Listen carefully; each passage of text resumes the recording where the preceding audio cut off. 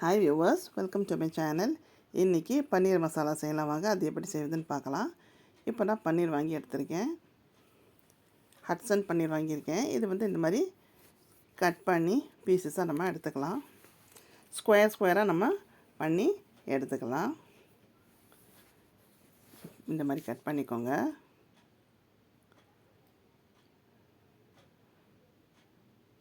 அவ்வளோதான். இந்த மாதிரி கட் பண்ணி நம்ம சைடில் எடுத்து வச்சுக்கலாம். பிறகு நம்ம மசாலா போட்டு நல்லா பெரட்டி ஒரு 10-15 மினிட்ஸ் சைடில் வச்சிடலாம். இப்போ ஒரு 2 வெங்காயம் நம்ம பெருசாக கட் பண்ணி சைடில் எடுத்து வச்சுக்கலாம். ஒரு 3 தக்காளி எடுத்துக்கோங்க. அதே மாதிரி பெரிய துண்டை நம்ம கட் பண்ணி சைடில் எடுத்து வச்சுக்கலாம். அதனோட ஒரு 2 பச்சை மிளகாய் எடுத்து நம்ம வச்சுக்கலாம்.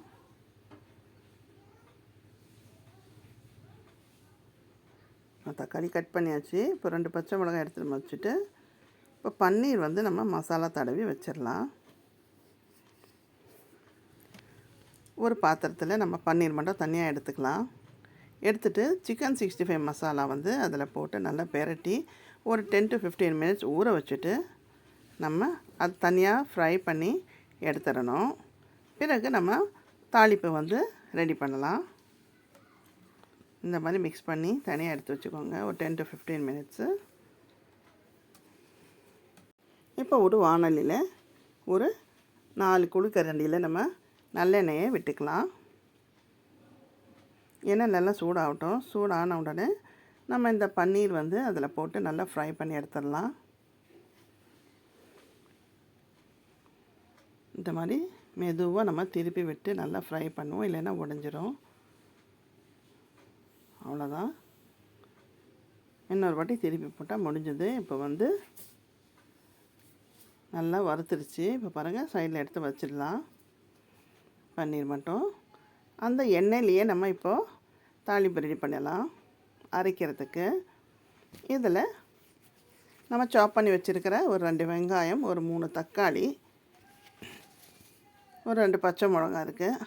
அது போட்டு நம்ம நல்லா வதக்கிக்கலாம் அதே எண்ணெயிலேயே. அந்த எண்ணெய் வேஸ்ட் பண்ண வேண்டாம். இதில் கொத்தமல்லி, புதினா தழை கொஞ்சோண்டு போட்டுக்கோங்க. போட்டுட்டு நல்லா ஃப்ரை பண்ணுங்கள். நல்லா மீடியம் ஃப்ளேமில் வச்சு ஃப்ரை பண்ணுங்கள்.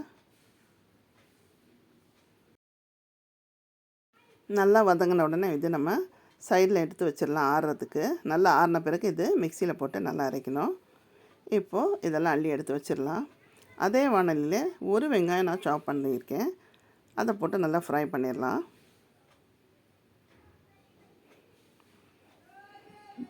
இதில் சிறிதளவு கரம் மசாலா சேர்த்துக்கலாம்.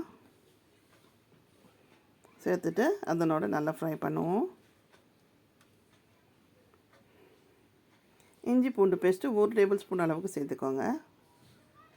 சேர்த்துட்டு நல்லா ப்ரௌன் கலரில் வரட்டும்.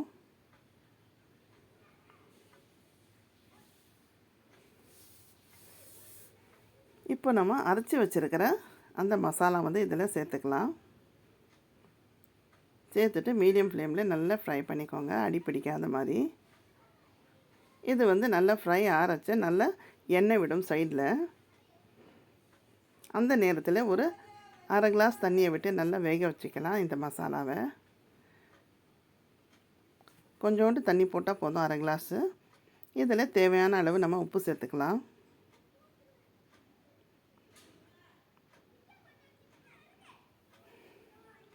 சேர்த்துட்டு அதில் மிளகாத்தூள், தனியாத்தூள், குழம்பு மசாலாத்தூள், மஞ்சப்பொடி, கரம் மசாலா எல்லாம் சேர்த்துட்டு நம்ம கொதிக்க விடுவோம். பாருங்க, எல்லா மசாலா போட்டாச்சு. இதை நல்லா மிக்ஸ் பண்ணி விட்டு நல்லா கொதிக்க விடுங்க.